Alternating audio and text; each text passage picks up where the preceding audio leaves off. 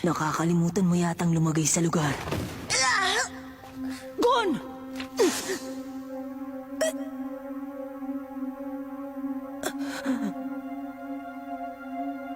Hanggang dyan ka na lang.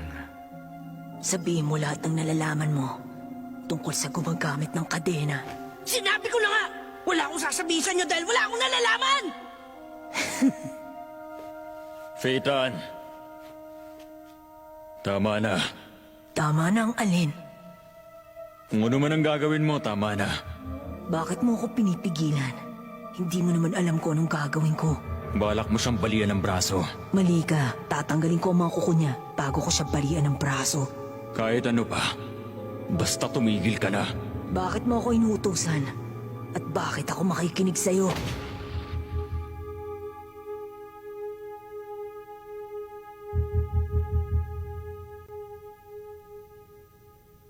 Hoy, tama na, Nobunaga. Nakalimutan niyo na ba ang batas nating mga spider? Bawal ang seryosong away sa loob ng grupo. Oo na, alam ko naman yan eh. Para walang alitan, gamitin ang coin.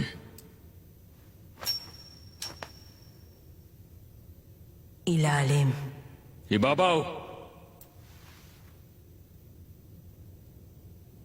Ibabaw. Bitawan mo na siya.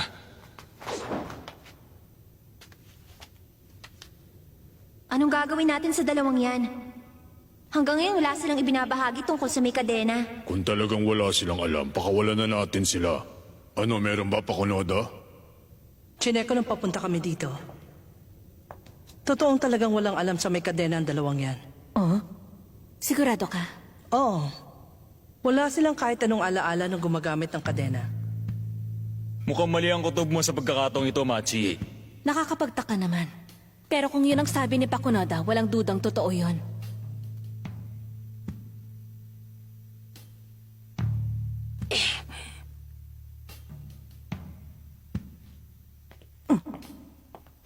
Uy, Gon. Anong ginawa nila sa'yo bago tayo dalhin dito? Wala naman. Nagtanong sila, yun lang. Kung ganun, may ginawa silang iba para malaman ang kailangan nilang malaman. Pero ano yun? At paano? Itong miyembro nilang si Pakunoda, isang salita lang niya at naniwala na agad silang lahat.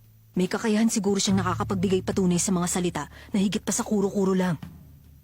Wala silang kahit anong alaala nung gumagamit ng kadena. Ala-ala, Ikaw naman, kilala mo ba? Kahit ideya, wala ka.